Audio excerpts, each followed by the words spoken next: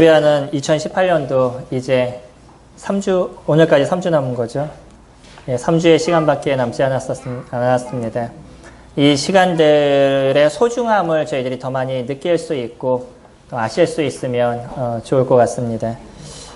오늘도 저희가 비록 많은 분들이 감사하는 시간들을 갖지 못했어도 이렇게 주님 앞에 감사할 수 있고 또 주님을 예배할 수 있는 게 얼마나 큰 은혜와 축복인지에 대해서 다시 한번 이렇게 생각을 해보게 됩니다.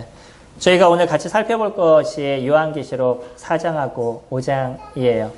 요한계시록에 대한 말씀을 거의 들어보신 적이 없으시죠? 어쩌면 제가 메시지를 전한 이후 그 종말에 대한 얘기를 오늘 처음 하는 시간들이 될지도 모르겠습니다. 이 이후에 생길 일들에 대해서 저희가 잘 알아야 될 필요가 있습니다. 그러나 문제는 뭐냐면 요즘 많은 이단들이 갖고 있는 잘못된 모습들이 이 요한계시록을 잘못 해석하고 자의적으로 풀므로 인해서 많은 문제들을 발생시키고 있죠. 근데 이 요한계시록은 저희들에게 은혜의 장이고요. 요한계시록을 볼 때마다 하나님이 우리에게 베푸시는 그 사랑과 그분의 계획이 무엇인지를 저희들이 잘 느끼고 알 수 있는 귀한 그 서신서입니다. 오늘 4장과 5장 말씀을 저희들이 같이 살펴볼 것인데 4장과 5장의 말씀도 중심적인 것만 이렇게 볼 것입니다. 4장의 내용과 5장의 4장 요한계시록 4장부터의 내용은요. 사실은 앞으로 있을 일들에 대한 부분들을 이야기를 하십니다. 우리 4장 1절 보시면 이렇게 시작하죠. 이 일 후에 내가 보니라고 이야기하고 있어요. 그래서 앞으로 일어날 일들에 대한 부분들을 저희들에게 보여주는 게 요한계시록 4장입니다. 요한계시록 보통 1장 같은 경우에는 그가 본 것에 대해서 얘기를 하고요. 요한계시록 2장과 3장은 현재 당시에 그때 당시 있었던 일, 그리고 4장부터는 미래에 있을 일에 대한 것을 얘기를 해줍니다. 그 중에서도 4장과 5장의 내용은요. 하늘에서 드려지고 있는 아름다운 예배를 저희들에게 보여주고 있어요. 이 4장과 5장이 우리가 나중에 주님을 만나면서 이루게 될 그 경배와 찬양이 무엇인지를 저희들이 볼 수 있고요. 하늘에서 드려지는 그 아름다운 예배의 중심적인 것이 무엇인지를 저희들이 볼 수 있는 것이기 때문에 너무나 우리에게 축복되고 은혜에 대한 말씀이 이곳에서 숨겨져 있습니다. 성도님들, 주님을 예배하는 게 성도님들에게 대해서 얼마만큼의 기쁨이 되시고 즐거움이 되셔요. 주님을 경배하기 위해서 이 한 시간 저희들이 드려지는 시간들을 가져가는데 그 시간을 위해서 얼마만큼 한 주를 생각하시고 고민하면서 함께 참여를 하셔요. 사실 우리가 이 4장과 5장을 보게 되면 그게 우리들의 삶의 전부인 것을 저희들이 다시 한번 느끼게 될 것입니다. 에베소서는 그렇게 얘기하죠. 우리를 구원시킨 목적이 무엇이라고요? 하나님의 영광을 위해서다라고 얘기합니다. 그분을 높이고 그분을 경배하는 것. 그것이 우리를 구원하신 하나님의 목적이고 목적이다라고 표현을 하는데 그렇기 때문에 4장과 5장 말씀을 보면요. 하나님께 드려졌던 4장의 예배와 예수 그리스도 그분에게 드려지는 5장의 얘기로 구분이 되어지죠. 저희가 예배를 드릴 때 하나님을 경배하는 말씀도 또 그런 기도도 저희들이 듣게 되고요. 예수 그리스도 그분을 경배하는 기도도 저희가 듣게 되는데 4장은 하나님께 드려지는 기도고 5장은 예수 그리스도 그분을 경배하는 이야기로 저희들이 보고 있습니다.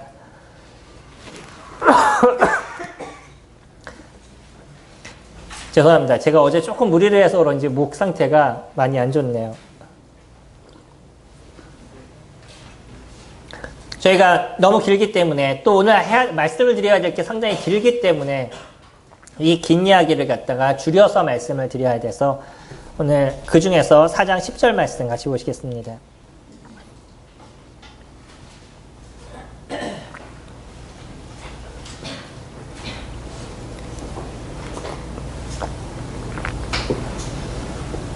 (24) 장로들이 보좌에 앉으신 이 앞에 엎드려 세세토록 살아계시는 이에게 경배하고 자기의 관을 보좌 앞에 드리며 이르되 우리 주 하나님이여 영광과 존귀와 권세를 받으시는 것이 합당하오니 주께서 만물을 지으신지라 만물이 주의 뜻대로 있고 그 지으심을 받았나이다 하더라. 또 8절 말씀 볼까요? 4장 8절 보시면 내 생물은 각각 6 날개를 가졌고 그 안에 안과 주위에는 눈들이 가득하더라. 그들이 밤낮 쉬지 않고 이르기를 거룩하다 거룩하다 거룩하다. 주 하나님 곧 전능하신 이여 전에도 계시고 이제도 계시고 장차 오실 이시라 라고 이야기를 하고 있습니다. 하나님 그분을 놓고 그분을 경배하는 이들의 모습들을 저희들이 볼 수 있죠. 물론 여기에는 조금의 어떤 상징적인 모습들이 등장하게 되는데 여기서 나타나고 있는 어떤 6날개를 가진 생물이 무엇인지 우리가 그것을 굳이 막 찾아서 해석하려고 노력할 필요는 없을 것 같습니다. 우리가 계시록을 보는 데 있어서 어디 가시든지 혹시 계시록을 해석하시는 분들의 얘기를 들으면 이거는 이것을 예표합니다라고 100% 찍어서 얘기하는 분들의 말을 조심하시기 바랍니다. 이거는 우리가 아직 이해하지 못할 얘기를 적어준 몇 가지 상징적인 것이 있어요. 그 의미만을 저희들이 알 수 있으면 되지 그게 지금 뭐를 얘기하고 뭐를 얘기합니다라고 확실하게 얘기하는 분들을 조심할 필요가 없지 않아 있습니다. 사람들은 그런 거에 있어서 혹한 부분들을 가져가는 것 같아요. 여기에 24장로들이 등장합니다. 24장로가 누군지는 저희들이 정확하게 알 수 없지만 전체적인 문맥을 통해서 확실히 볼 수 있는 것은 무엇이냐면 하늘나라에 가 있는 우리 사람들을 대표하는 그런 장로라는 것은 정확하게 보여지는 거죠. 그렇다 그러면 이 장로들이 하나님 그분을 경배하고 예배하는 모습의 그 찬양을 저희들이 볼 수 있죠. 얼마나 아름다우셔요. 저희가 천국을 그리면서 그냥 뭐 금이 깔려져 있는 것, 아니면 생명수가 놓여져 있는 것, 음보석, 뭐 녹보석에 있는 것, 뭐 거기에서 내가 놀 거라고 생각하는 그런 그 얄팍한 우리들의 생각과 다르게 하나님 그분의 그 보좌에 앉으신 그분 앞에서 자연스럽게 그분을 볼 때 우리들의 입에서 경배와 찬양이 나올 수밖에 없는 것. 그런 거 느껴보셨나요? 어떤 위험 앞에서 내 앞에 딱 섰었을 때 진짜 수족을 함부로 놀릴 수 없는 그런 위험에 내가 이렇게 꽉 이렇게 눌리는 느낌. 하나님을 보는 이들의 모습이 그와 같은 것입니다. 그게 두려움이나 무서움이나 이런 것이 아니라 그분이 갖고 있는 권위와 그분이 갖고 있는 능력의 그 크심이 어떤 것인지에 대해서 충분히 느껴지기 때문에 그들의 안에서부터의 찬양이 넘쳐나는 것이에요. 성도님들, 예배를 통해서 하나님을 경배하고 찬양하는 그 자체가 우리에게 주어진 얼마나 큰 은혜고 놀라운 하나님의 사랑인지를 느끼시나요?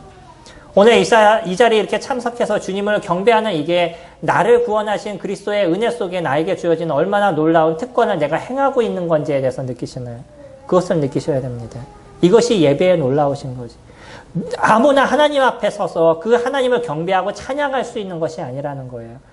예수 그리스도 그분을 통해서 우리의 이 죄에 대한 그 사함을 입고 그리스도 그분을 통해서 하나님께 들림을 받을 수 있었던 그런 사람만이 하나님 앞에 서서 그분을 찬양하고 경배할 수 있는 거죠. 오늘 이 자리에 함께하는 분들이 모두가 내가 그 하나님을 찬양하고 경배하는데 내 삶의 모든 것을 드립니다 라는 고백을 이루실 수 있나요? 이게 그리스도를 영접한 사람들의 삶의 모습인 겁니다. 우리들의 삶의 중심이 하나님 그분 앞에 놓여져 있는 인생을 저희들이 살아가게 되는 것이죠. 그 옆에 보면 5장에 대한 이야기가 나옵니다. 이 5장에서 저희 9절 말씀 보시면 그들이 새 노래를 불러 이르되 두루마리를 가지시고 그 인봉을 떼기에 합당하시도다. 일찍이 죽임을 당하사 각 족속과 방언과 백성과 나라 가운데서 사람들을 피로 사서 하나님께 드리시고 그들로 우리 하나님 앞에서 나라와 제사장들을 삼으셨으니 그들이 땅에서 왕노릇 하리로다. 12절도요. 큰 음성으로 이르되 죽임을 당하신 우리 어린 양은 능력과 부와 지혜와 힘과 존귀와 영광과 찬양을 받으시기에 합당하도다 하더라. 예수 그리스도 그분을 경배하는 것을 우리 정확하게 볼 수 있죠. 그 예수 그리스도라는 이름이 등장하지 않습니다. 그러나 확실한 건 뭐냐면 어린 양이 누구냐는 것이에요. 그리고 계시록의 많은 부분은 예수 그리스도 그분을 이야기할 때 어린 양이라는 표현을 계속적으로 사용해주고 있습니다. 저희들이 알죠. 왜 예수 그리스도를 어린 양이라고 얘기하는지. 특히 요한은 예수 그리스도 그분을 표현할 때 어린 양이라는 표현을 잘 사용하고 있죠. 침례 요한이 예수 그리스도를 보았었을 때 그때 한 얘기가 있죠. 보라 세상 죄를 지고 가는 하나님의 어린 양이다 라고 얘기하는 것처럼 지금의 이분이 예수 그리스도이심을 저희들이 정확하게 볼 수 있습니다. 그분이 하셨던 일이 무엇이죠? 사람들을 피로 사서 하나님께 드리셨다. 어떤 사람들을요? 각 족속과 방언과 백성과 나라 가운데서 모든 곳에 있는 그 사람들을 자신의 피로 친히 사셔서 누구에게 드렸어요? 하나님께 드리셨어요. 저희들이 이 예수 그리스도 그분을 통해서 거듭나고 그리스도 그분을 통해서 이 죄에 대한 사함을 받음을 통해서 우리는 누구에게 드려짐을 입은 자가 되었냐면 하나님께 드려짐을 입은 자가 되었죠. 그렇기 때문에 우리는 누구를 경배하는 일들을 이뤄가냐면 그 아버지 하나님을 경배하는 일을 이뤄가고요. 그 일을 이루신 예수 그리스도 그분 앞에서 그분의 높으심과 그분의 이루신 사랑과 은혜를 찬양하고 경배하는 삶을 저희들이 살아가게 되는 거죠. 얼마나 놀라우셔요. 저도 이 말씀을 준비하면서 내가 그 천국 그 하나님 앞에 앉아서 예수 그리스도 그분 앞에 앉아서 그분을 경배하고 그분을 높이는 시간들을 가져가고 있다면 그것이 얼마나 은혜로운 시간들을 내가 이뤄가고 있는 것일까라는 생각을 더 많이 가져보게 됐습니다. 그 풍성함들, 하나님이 우리에게 베푸신 그분 앞에서의 삶을 이뤄가는 우리들의 모습들 얼마나 놀랍죠. 그 천국의 모형을 지금 우리는 어디에서 이행하고 있는 것이냐면 지금 이 자리에서 저희들이 이행하고 있는 것입니다. 우리는 물론 지금 살아가면서 여러 세상의 많은 사람들과 부딪히는 인생을 살아가고 때로는 거기에서 일어나고 있는 아픔과 세상의 걱정과 많은 어려움에 대한 문제들도 존재를 하는 거죠. 그러나 그런 모든 것을 이길 수 있는 힘이 어디에서 등장하게 돼요? 그리스도 그분이 우리에게 베푸신 은혜와 사랑이 무엇인지 저희들이 알게 됐고 내가 하나님께 드려진 인생임을 저희들이 보게 됐었을 때 그때 그 우리에게 있는 모든 것이 모든 어떤 걱정이나 어려움이나 아픔의 모든 것이 그 가운데서 다 사라지게 되고 그리스도 그분만의 앞에서 그분을 경배하고 찬양함의 시간들을 저희들이 가져가게 되는 거죠. 세상에 근심이 있으시나요? 이 시간 모든 것을 주님 앞에 좀 내려놓으시기 바랍니다. 그리고 그리스도 그분만을 보실 수 있고 그분이 나를 위해서 왜 죽으셨는지, 왜 그분이 일찍 죽음을 당하셨다 다시 살아나셔야만 했는지, 그분의 죽으심을 통해서 내가 누구 앞에 드려짐에 대한 인생을 살아가고 있는지를 생각해 보시기 바랍니다. 그 하나가 우리의 모든 것의 그 근심을 다 사라지게 하는 은혜를 저희들에게 허락해 주는 거죠. 이것이 4장과 5장에서 보여주고 있는 하늘에서 드려지고 있는 아름다운 예배들의 모습입니다. 그러면서 마지막에 한 얘기가 있죠. 10절에 그들이 땅에서 왕노릇하게 될 것이다. 이제 우리는 하나님께 드려질 뿐만 아니라 우리들이 세상을 다스리는 권세를 저희들에게 주시겠다라고 말씀하시죠. 이것이 계시록 마지막 20장에서 등장하고 있는 천년왕국에 대한 모습입니다. 오늘에 대한 얘기를 우리가 잘 생각하실 필요가 있습니다. 보통 우리가 얘기하는 종말론이라고 얘기하는 이 미래에 앞으로 일어날 일들에 대한 부분들은요, 우리에게 은혜의 모습인 것이고 우리가 기다리고 소망에 대한 부분이고 내가 가야 될 목적의 가장 중심적인 것을 느낄 수 있는 시간들인 거예요. 만약 우리들의 미래가 다른 곳에 있다면 우리들의 지금 살아가는 삶의 목적도 달라지겠죠. 우리들의 최종 목적이 무엇인지가 결정이 되면 내가 지금 살아가는 삶의 길이 완전하게 결정이 되어버려요. 그렇기 때문에 우리는 무엇이 중요한 것이냐면 우리들의 인생의 미래가 어떻게 펼쳐지는가를 아는 것이 중요할 것입니다. 오늘 그림 잠깐 보시면요. 오늘 한 장만 갖고 같이 얘기를 말씀을 드릴 거예요. 그림이 보이시나요? 안 보이시죠? 불 좀만 꺼주시겠어요? 문제는 컴퓨터를 여기다 안 놨더니 저도 안 보여요. 지금. 그림을 보시면요. 시작부터 그림이 좀 보이시나요? 빨간 글씨만 보실 수 있으면 좋겠습니다. 맨 처음에 이쪽부터 시작되는 빨간 글씨가 보이시죠? 그게 빨간 이거 화살표가 보이시죠? 이때가 언제냐면 예수 그리스도 그분이 이 땅에 초림하셨을 때, 이 땅에 태어나시는 마태복음 4장에 대한 이야기를 여기서 이야기를 해주고 있습니다. 그리고 나서 예수님이 30년 동안 이제 생활하시고 3년 반 동안의 공생의 시간을 가지시죠. 그 공생의 시간을 통해서 자신이 이 땅에 오신 메시아이심을 선포하시고요. 하나님이 나를 이곳에 보내심에 대한 것에 대해서 많은 사람들에게 선포하시는 그런 일들을 그리스도 그분이 이루셨죠. 그리고 두 번째, 올라가시는 모양을 보시게 되면 십자가를 보시죠. 십자가에서 그분이 죽으심을 통해서 왜 이 땅에 그분이 오셔야만 됐는지에 대한 확실함을 거기서 이루셨습니다. 십자가의 죽으심을 통해서 그분께서 나는 이곳에 살러 온 것이 아니라 죽으러 오셨다라고 얘기하셨던 그 모습을 이루신 거죠. 그곳에서 죽으심을 통해서 우리들의 죄에 대한 모든 대가를 다 해결해 주셨습니다. 그 옆에 보면 뭐가 나오죠? 조그만 뭔가 이렇게 구름 같은 게 하나 보이죠? 그건 뭘로 표현한 것이냐면 예수님께서 부활하시고 나서 예수님 십자가 옆에 예수님께서 부활하시는 올라가시는 모습에 어떤 화살표가 있을 겁니다.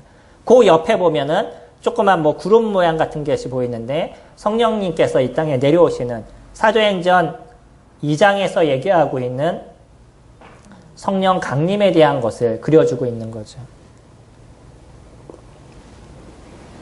그리고 나서 그 옆에 교회 모습이 있죠. 이때가 지금 교회 시대를 얘기해주고 있습니다. 믿는 크리스찬들이 지금 살아가고 있는 이 시대, 아직도 구원의 길이 열려져 있고 아직도 믿지 않는 사람들한테 복음을 들을 수 있는 기회가 열려져 있는 이 시대에 그 은혜의 시대가 지금 보시면 요 조금 파란 그림으로 놓여져 있습니다. 지금 이때가 우리 때인 것이에요. 이 은혜 때를 주님께서는 아직도 마감치 않으셨습니다. 그러나 언젠가는 이 은혜의 때가 마감이 될 때가 있어요. 이 은혜의 때가 마감이 되면 예수 그리스도께서 공중에 재림하시게 될 겁니다. 그 다음에 보시면 화살표가 위에서 구름이 있고 이렇게 유턴되어 있는 모습을 보시죠. 이때가 예수 그리스도께서 공중에서 재림하실 때예요. 이때는 믿는 모든 크리스찬들이 부활을 당하는 첫째 부활이 이루어지게 될 것입니다. 주님을 믿은 모든 사람들, 이전에 믿었던 모든 사람, 또 그래서 죽음을 당했던 사람들도 이때는 호련히 변화해서 신령한 그 육체를 갖는 호련히 변화하는 그런 모습들을 저희들이 가져가게 될 겁니다. 저희 데살로니가전서 4장 말씀 보시면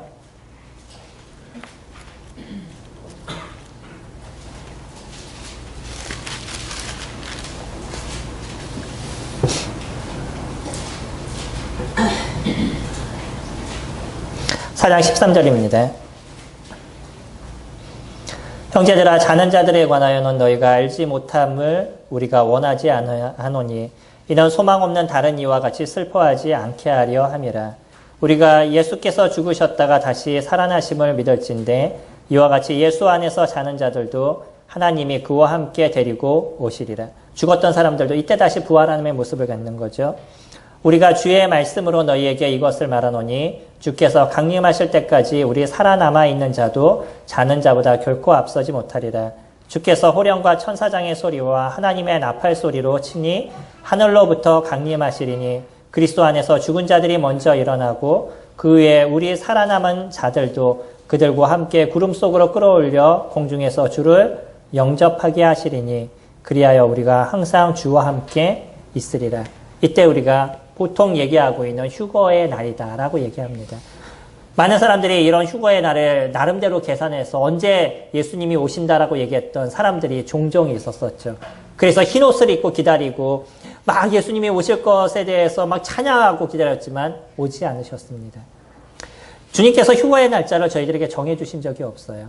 어딘가 누군가 얘기할 때 주님의 오심의 날짜가 이날입니다 라고 얘기하는 곳이 있다 그러면 절대 그런 얘기를 듣지 마시기 바랍니다. 성경에서는 그와 같은 얘기를 저희들에게 해주지 않아요. 그때가 언젠지에 대해서 우리는 알 수가 없습니다. 확실한 건 뭐냐면 믿는 크리스찬들이 주님 앞에 들림을 받을 그런 때가 저희들에게 존재하는데 우리가 이것을 보통 휴거라는 단어를 쓰고 이게 라틴어에서 헬라어에서 라틴어로 번역이 돼서 라틴어에서 다시 영어로 써서 랩처라는 그 영어 단어로 쓰여집니다. 황홀감, 기쁨 뭐 이런 단어로 그 휴거라는 뜻으로 이렇게 쓰여지고 있는데 공중 재림이 아마 더 정확한 표현이 우리가 되지 않을까 싶습니다. 공중에서 예수 그리스도를 만나는 그런 시간이 있어요. 이 시간에 이때부터는 땅에 있는 교회가 그러니까 믿는 모든 크리스찬들을 교회라고 얘기하죠. 그 교회가 들림을 받는 그런 시점이에요. 그리고 나서 그때부터 시작해서 이제 예수 그리스도와 영원히 살아가는 삶을 이뤄가게 되는데, 공중에서 예수 그리스도를 만나는 그때부터 이 땅에는 무엇이 시작이 되냐면 7년 동안의 환란이 시작이 됩니다. 우리 보셨던 요한계시록, 우리가 4장과 5장을 보셨죠? 6장 보시면요.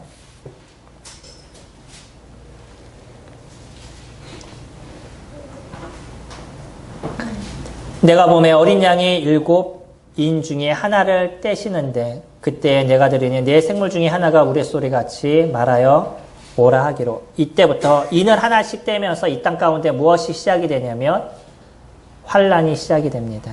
이 환란이 몇 년 동안 이루어질 것이냐면 우리가 7년 동안 이루어질 거라고 얘기해서 7년 대환란이라고 얘기합니다. 이때 일어나는 환란은 우리가 생각하는 그냥 그런 환란이 아니에요. 뭐라고 얘기하냐면 오히려 죽기를 원한다. 사람들이 그렇게 얘기할 정도로 엄청난 환란이 일어나게 될 것이고요. 물론 이 기간에도 믿는 사람들이 존재는 할 겁니다. 다만 무서운 게 뭐냐면 이때 교회가 들림을 받으면서 누구도 들림을 받을 거냐면 막는 자이신 성령도 이 땅에 존재하지 않으실 거예요. 그러면서 이 죄를 막는 자가 없어지면서 이 땅 가운데 얼마나 강력한 죄의 역사가 일어나게 되는지를 보여줍니다. 보통 3년 반 동안에는 좀 평화로운 시간들을 가져가는데 나머지 3년 반의 기간 동안은 엄청난 고통과 아픔의 시간들이 이루어져 나가고요. 이때 예수 그리스도를 믿은 사람들은 대부분의 순교를 이루게 된다라고 얘기를 해요. 우리가 보통 많은 얘기를 들었던 14만 4천 무리에 대한 얘기를 들어보셨죠. 이게 7장 얘기입니다. 7장으로 넘어오셔서 저희 4절 말씀 보시면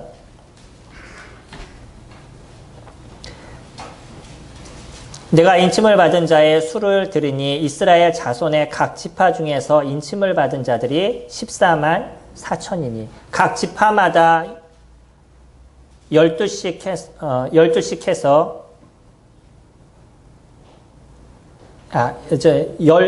각 지파마다 12씩 해서 14만 4천 무리라고 얘기합니다. 그렇기 때문에 무리라는 표현이라서 한 무리가 어느 정도 될지는 우리가 정확하게 알 수는 없어요.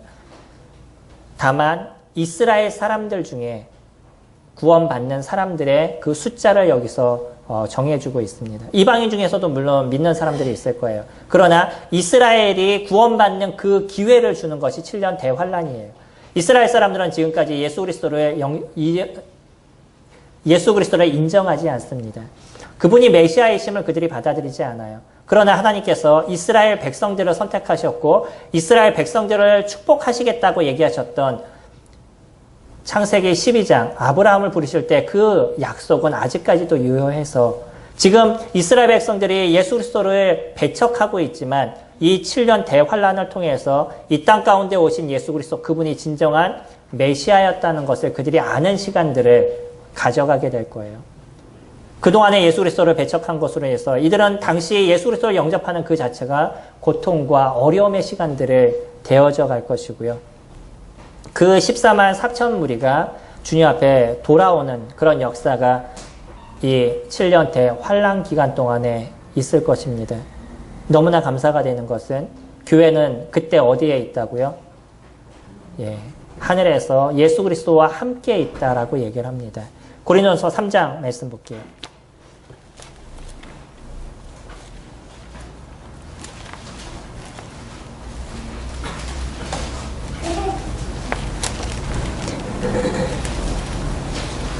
고린도전서 3장 말씀 보시면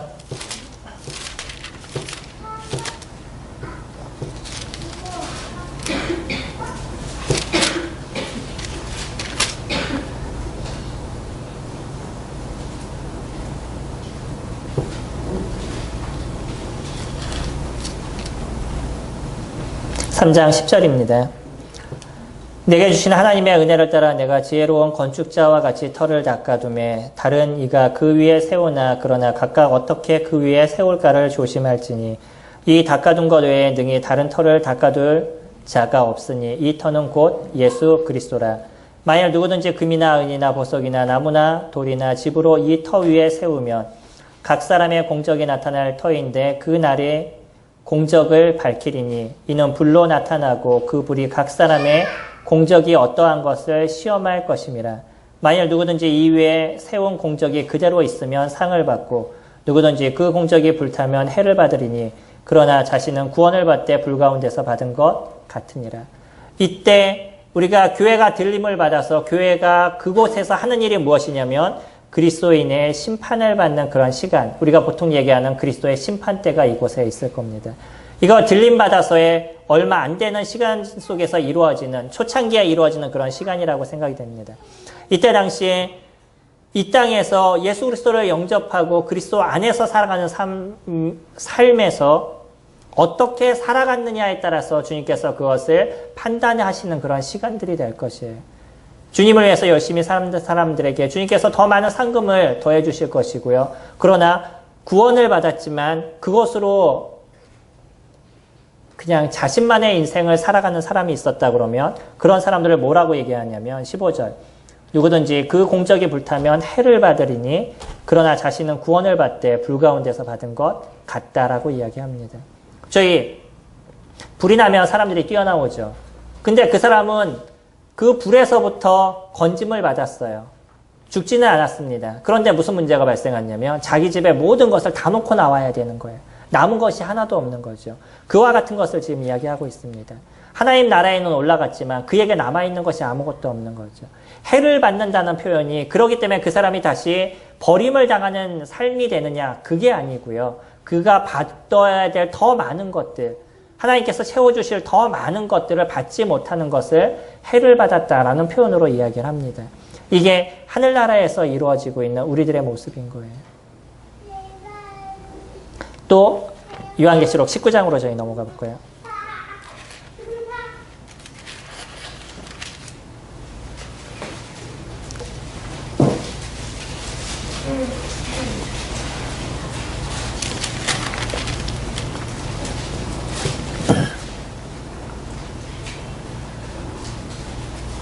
(19장) 7절 말씀 보시면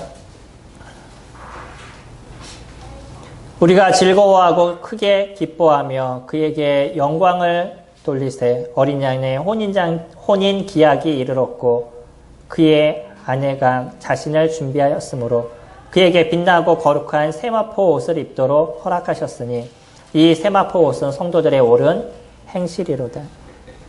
7년 대환란 초기에 그리스도인들의 심판대가 있고요. 하나님께서 우리가 이 땅 가운데 살아갔던 삶의 모습을 판단하시는 시간이 있다 그러면 이제 마지막 7년 대환란이 끝나는 그때 마지막 시점엔 어떤 일이 있을 것이냐면 어린 양의 혼인잔치가 있어서 이제 교회와 예수 그리스도가 진정한 결혼을 이루는 그런 그 모습을 예표로서 보여주고 있습니다.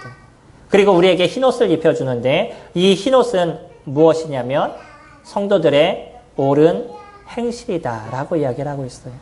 우리가 이 땅에서 아름답게 살아갔던 것, 그리스도를 위해서 살아갔던 그 삶의 모든 모습들, 이런 것이 주님이 보시기에 아름다운 모습이 될 것입니다. 또한 성도님들이 이 땅에서 살아가는 삶, 그리스도를 붙잡고 살아가는 삶과 예수 그리스도 그분을 위해서 섬김의 삶을 이뤄가는 그 하나하나를 주님께서는 결코 간과하지 않으시겠다는 거예요.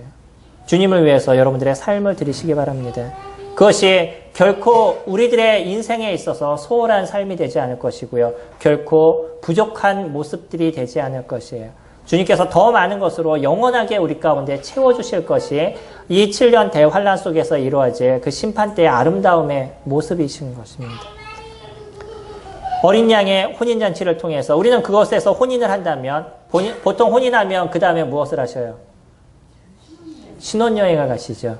그 신혼여행을 우리가 어디서 이루게 될 것이냐면 다시 이 땅으로 내려와서 이곳에서 천년왕국이 시작될 때 그것이 우리에게 있어서 신혼여행지가 될 것입니다.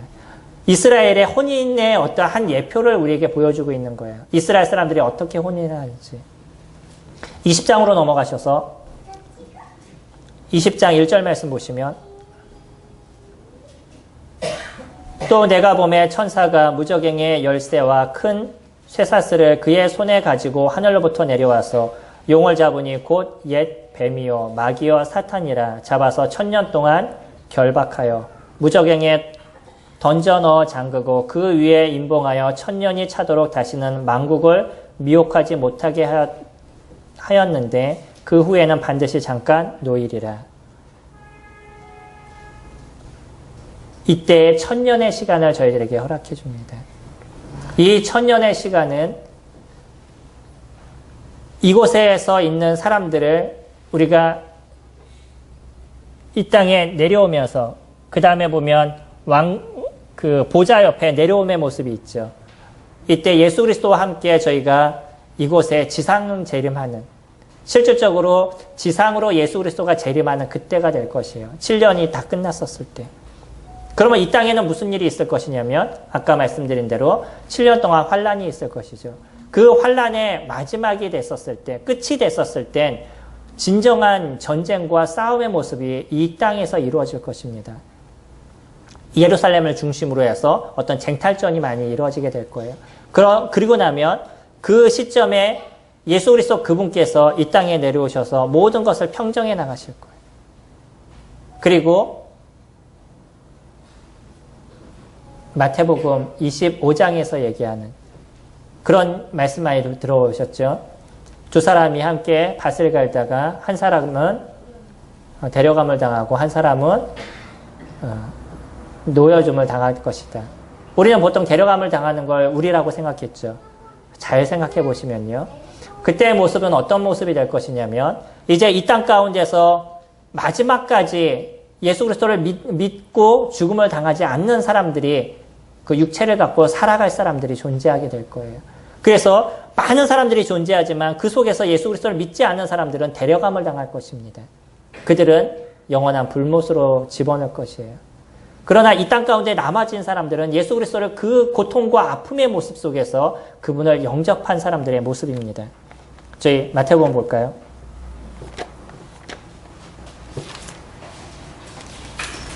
마태복음 25장 말씀 보시면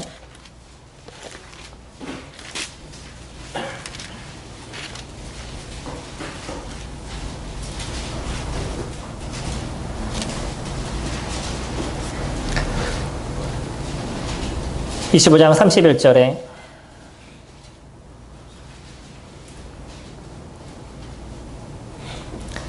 인자가 자기 영광으로 모든 천사와 함께 올 때에 자기 영광의 보좌에 앉으시니 예수 그리스도 그분께서 천사들과 또 믿는 사람들과 이 땅 가운데 오신다라고 얘기하죠.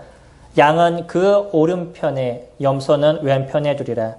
그때 임금이 그 오른편에 있는 자들에게 이르되 내 아버지께 복받은 자들이여 나와 창세로부터 너희를 위하여 예비된 나라를 상속받으라. 내가 줄일 때에 너희가 먹을 것을 주었고 목마를 때에 마시게 하였고 나그네 되었을 때에 영접하였고 헐벗었을 때에 옷을 입었고 병들었을 때에 돌보았고 옥에 갇혔을 때에 와서 보았느니라. 이에 의인들이 대답하여 이르되 주여 우리가 어느 때에 주께서 줄이신 것을 보고 음식을 대접하였으며 목마른 것을 보고 마시게 하였나이까. 어느 때에 나그네 되신 것을 보고 영접하였으며 헐벗은 것을 보고 옷 입었나이까. 어느 때에 병드신 것이나 옥에 갇히신 것을 보고 가서 배웠나이까 하리니 임금이 대답하여 이르되 내가 진실로 너희에게 이르노니 너희가 여기 내 형제 중에 지극히 작은 자 하나에게 한 것이 곧 내게 한 것이니라 하시고 또 왼편에 있는 자들에게 이르시되 저주를 받은 자들아 나를 떠나 마귀와 그 사자들을 위하여 예비된 영영한 불에 들어가라. 이때가 양과 염소를 나누는 그때인 거지. 양은 믿는 크리스찬들을 얘기하고요. 이 믿는 크리스찬들은 이 땅에 남겨두실 것입니다. 그러나 염소라고 얘기하는 믿지 않은 그 사람들은 데려감을 당할 거고 영원한 불에 집어넣음을 당할 땐 이 심판이 그 가운데 이 땅 가운데 일어나는 첫 번째 심판을 저희들이 보게 될 것이에요. 그래서 이 땅에는 새로워짐을 입을 것이고요. 누구만 남게 될 것이냐면 7년 대환란을 통과한 믿는 크리스찬들만 이곳에 남아지게 될 거예요. 이들은 육체를 갖고 남게 되는 것이죠. 이 사람들을 다스릴 사람들이 누구냐면 우리 하늘에 올라가 있었던 그 믿는 크리스찬들이 예수 그리스도와 함께 재림하게 됐으면 재림하는 이 사람들이 이 재림한 분들이 이 땅에 살아남은 사람들을 다스리는 시간들이 있을 거예요. 아까 요한계시록 5장에서 예수 그리스도에 대한 얘기를 할 때 그런 거 기억하시죠? 우리를 제사장 삼으셔서 이 땅에서 왕노릇하게 하신다라고 얘기하죠. 그게 지금의 상황을 얘기하고 있습니다. 우리가 다시 이 땅에 내려오셔서 1000년 동안에 이 땅을 다스리는 그런 시간들을 가지게 될 거예요. 그러나 이 땅에는 육체를 가진 사람들이 있다라고 얘기했죠. 이 육체를 가진 사람들은요, 동일하게 지금 우리와 같은 육체를 갖고 있기 때문에 그들은 또 결혼하고 아이를 낳고 하는 시간들도 갖겠죠. 간혹 그런 말씀 하시나요? 이제 다시는 하나님을 알라 하지 말 것은 모든 사람들이 하나님을 알기 때문이다라고 얘기하는 거. 그게 천년왕국을 얘기를 합니다. 당시 새로워진 그 모습 속에서는 누구도 하나님을 알아라 라고 얘기할 필요 없어요. 모든 사람이 하나님을 다 알고 있는 것이죠. 너희 말이 끝나기 전에 내가 움직이겠다라고 얘기하셨던 그것이 이제 우리가 말이 끝나기 전에 하나님께서 움직이셔서 우리의 필요를 다 채워가신다는 거예요. 그래서 천년왕국을 얘기를 합니다. 이때에는요, 사자가 어린 양과 뛰놀고 어린아이가 그 독사굴에 손을 넣어도 물지 않는 그런 시대가 될 것이에요. 그러나 육체를 갖고 있었던 사람들이 아이를 낳을 거라고 얘기했죠. 이 아이를 낳은 그 태어난 아이들은 또 하나의 새로운 개체들입니다. 이들은 또 무엇을 해야 돼요? 예수 그리스도를 믿어야 되는 자들인 거예요. 우리가 어릴 때부터 그 부모님 밑에서 큰 아이들은 당연히 부모님의 손에 이끌려서 교회를 나왔었죠. 그 부모님 손에 이끌려서 교회에 나와서 그냥 이것이 우리들의 문화가 되고 우리들의 삶이 됐었는데 그렇다 그래서 그 사람을 믿은 사람이라고 얘기하지 않죠. 그 스스로가 이거 예수 그리스도 그분이 나의 구세주임을 인정하고 받아들이는 시간을 가져야 되는 것처럼 이때 당시의 문화는 모든 사람들이 하나님을 아는 사람들이고요. 예수 그리스도 그분이 친히 통치하는 시대입니다. 그럼에도 불구하고 태어난 사람들 중에서는 예수 그리스도를 영접하는 사람이 있는가 하면 영접하지 않는 반역하는 사람들이 있다는 거예요. 그런 사람들이 나중에 어떤 일을 이룰 것이냐면 7절 말씀 보시면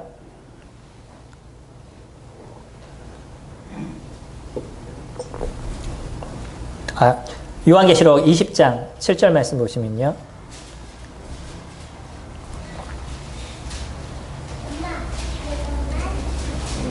요한계시록 20장 7절 보시면 천년이 참에 사단이 그 옥에서 놓여 나와서 땅의 사방 백성 곧 곡과 마곡을 미혹하고 모아 싸움을 붙이리니 그 수가 바다의 모래 같으리라. 이때 당시에 사단이 잠깐 묶여 있었던 사단이 감옥에서 잠깐 탈출하는 시간들이 있을 거예요. 그러면서 이 땅에서 있었던 사람들을 다시 한번 미혹하고요. 그 중에서 믿지 않는 사람들이 전쟁을 일으키는 곡과 마곡의 전쟁이다라고 하는 그 전쟁, 마지막 전쟁이 있을 거예요.